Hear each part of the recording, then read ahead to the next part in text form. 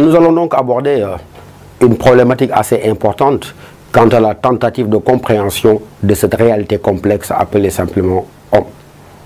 Parce que dans conscience et inconscient, autant nous avons montré dans Nature et Culture que l'homme était gouverné par la dualité du naturel et du culturel, ici nous allons montrer que l'homme est placé sous le signe d'une autre dualité, de celle de la conscience et de l'inconscient. Il faut d'abord se poser la question, qu'est-ce que la conscience?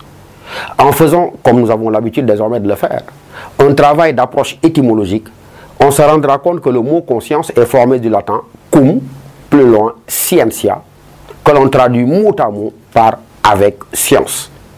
Et cela nous permet de dire que la conscience désigne le savoir, mais un savoir que nous avons de nous-mêmes, mais également un savoir que nous avons du monde extérieur. Et dire que la conscience désigne le savoir que nous avons de nous-mêmes, mais également le savoir que nous avons du monde extérieur, c'est déjà pris en charge par celui que nous avons cité tout à l'heure, Descartes. À la question, qu'est-ce que être conscient?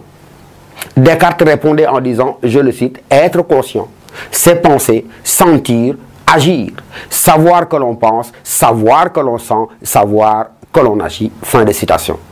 Et à la question, qu'est-ce que être conscient?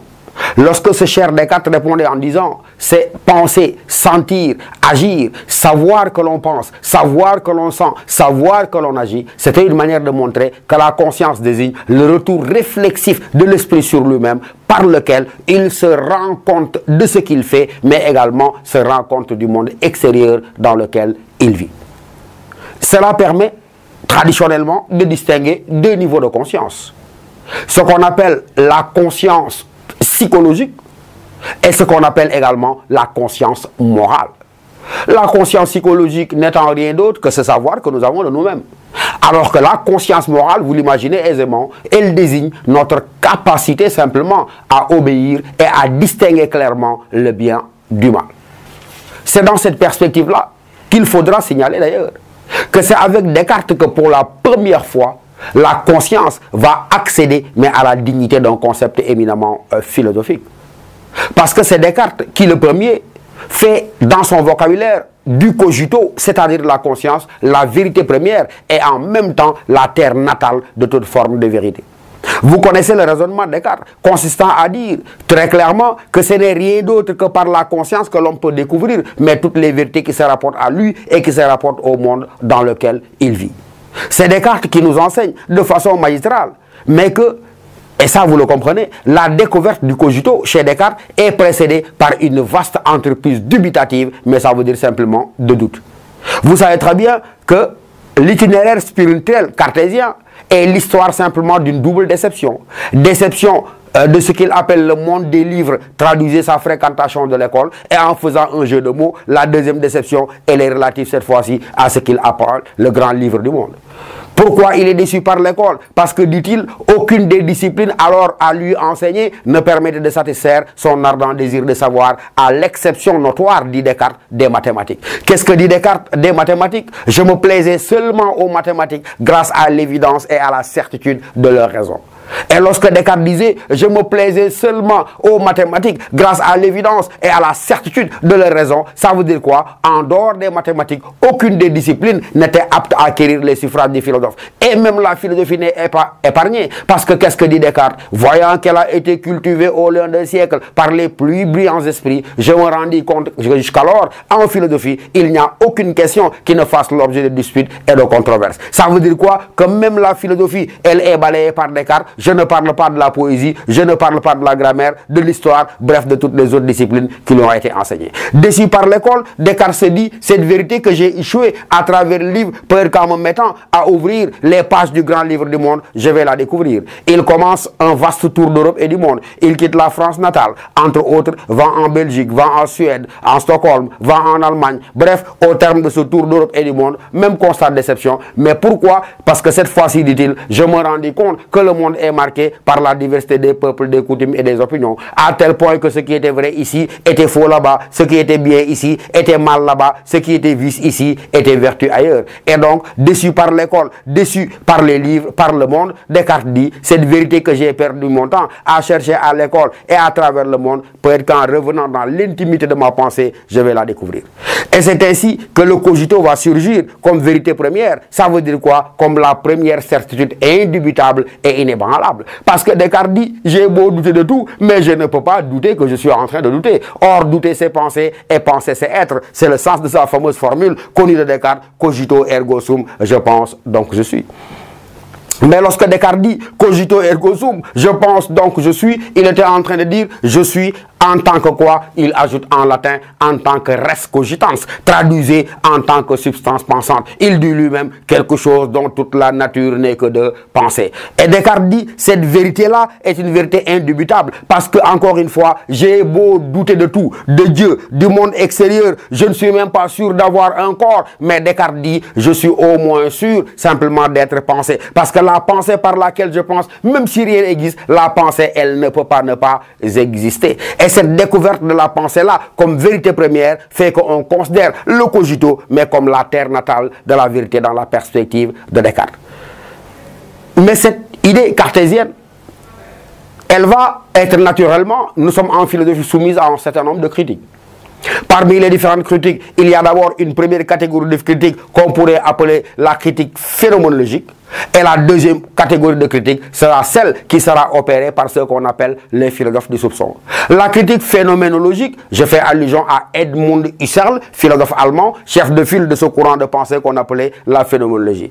Il est l'un des premiers à rectifier Descartes en lui disant il est impossible d'enfermer comme tu le fais la pensée sur elle-même. Parce que le cogito n'est pas une vérité repliée sur elle-même. On ne peut pas dire je pense et dire je ne pense en rien. C'est une manière de montrer quoi? Que toute pensée est relative à autre chose qu'à elle-même. Parce que dans la perspective de Descartes, on a le sentiment qu'on peut dire je pense, mais je ne pense à rien. Parce que la pensée, elle est repliée sur elle-même. Husserl lui dit, tout cogito suppose un cogitatum. Ça veut dire quoi? À chaque fois je dis je pense à quelque chose, et l'objet auquel je pense, il n'est pas dans, mais il est en dehors de ma conscience. C'est pourquoi Descartes dira, la catégorie foncière de la conscience, elle est quoi? Elle est simplement dans son intentionnalité.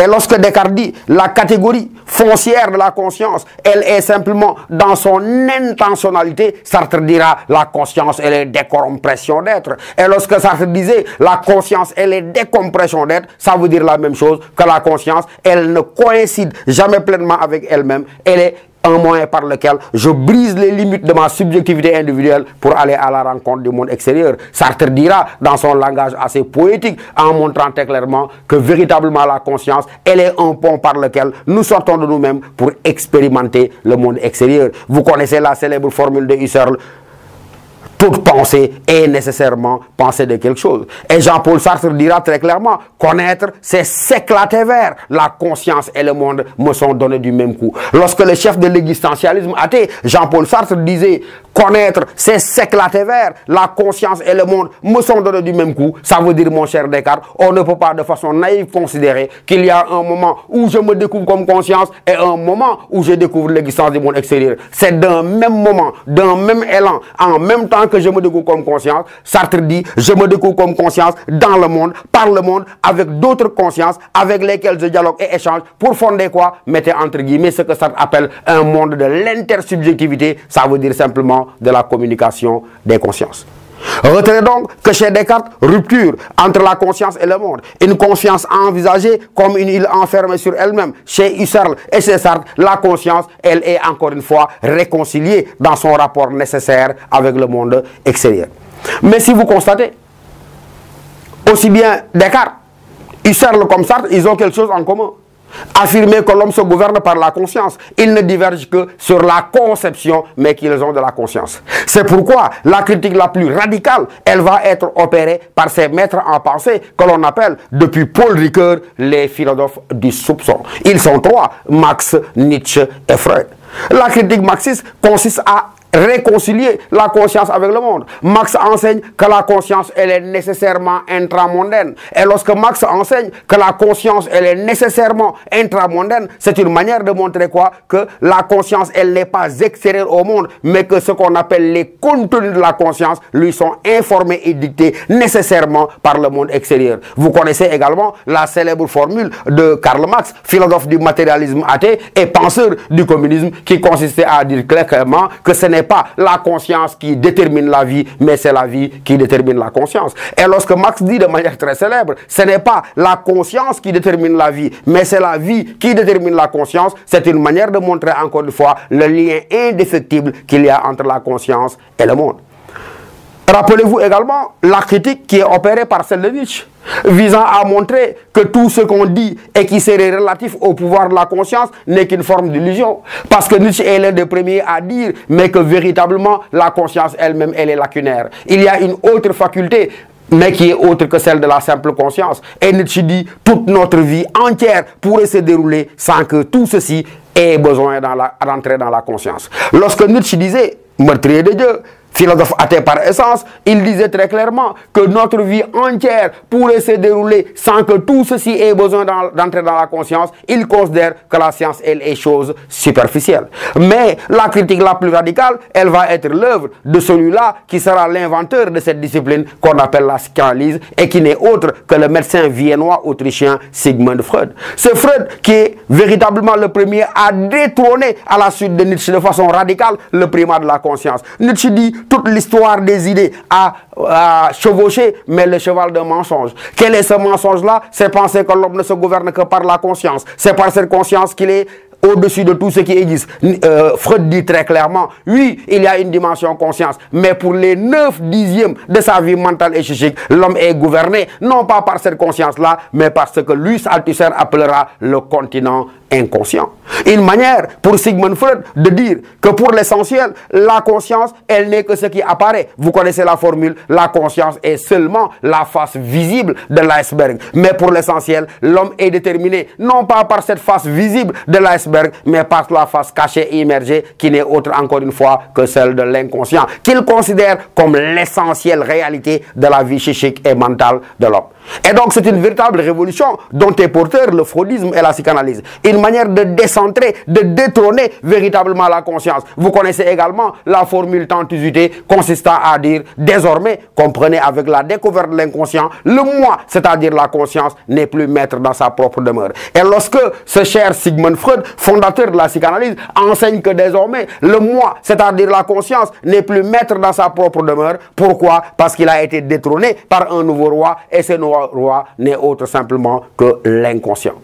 Mais lorsque Freud va énoncer ses thèses pour la première fois, naturellement, les révolutions intellectuelles sont difficiles à accepter. Il va se heurter à de vives résistances qui l'amèneront à dire l'inconscient existe et l'existence de l'inconscient est prouvée par ses manifestations. 3 niveaux de manifestation de l'inconscient, dit Freud. Il y a d'abord les lapsus, il y a ensuite les rêves et il y a enfin les névroses. En disant que l'inconscient se manifeste dans les lapsus, dans les rêves, dans les névroses, il croit avoir apporté la preuve irréfutable de l'existence de l'inconscient. Les lapsus, c'est des erreurs de langage qui traduisent dans la perspective de Freud que quelque chose a échappé au contrôle de la conscience, sorti de notre bouche pour nous faire dire autre chose que ce que nous voulions consciemment dire. Donc, l'originalité de Freud est de montrer que les lapsus ne sont pas des fautes banales, mais qu'elles sont révélateurs de l'existence d'une vie inconsciente. C'est pourquoi, vous et moi, à tort, Freud dit, nous pensons que quand je commets un lapsus, c'est une faute qui n'est pas grave, elle est banale, elle arrive à tout le monde. Freud dit, un lapsus, il manifeste toujours un désir inconscient. C'est un mot, encore une fois, qui a échappé au contrôle de la conscience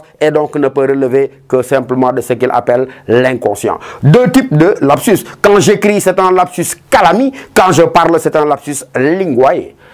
Le deuxième niveau de manifestation de l'inconscient, les rêves. Et Freud dit, les rêves constituent la voie royale qui mène vers l'exploration de l'inconscient. Ça veut dire quoi? Si on n'est pas convaincu par les lapsus, il dit, les rêves sont la preuve irréfutable de ce qu'il se passe quelque chose d'autre que ce qui relève simplement de la conscience. Freud dit, lorsque nous rêvons, La conscience, elle est endormie. Et en tant qu'elle est endormie, ce qui se manifeste et occupe la place centrale, ça ne peut plus être cette conscience, mais ça ne peut relever que de motivations purement inconscientes. Donc Freud est en train de dire que pour l'essentiel, le rêve, il est toujours la satisfaction symbolique, détournée et déguisée, mais d'un désir réel. Parce que, et ça vous en convenez avec Sigmund Freud, la plupart de nos désirs se heurtent aux exigences de la vie sociale. Et ces désirs-là, que nous refoulons au fond de nous-mêmes, lorsque nous rêvons, nous en trouvons un accomplissement, une satisfaction, mais sublimée, symbolique, déguisée, qui manifeste simplement la présence de cet inconscient-là. Le rêve donc, il a deux aspects.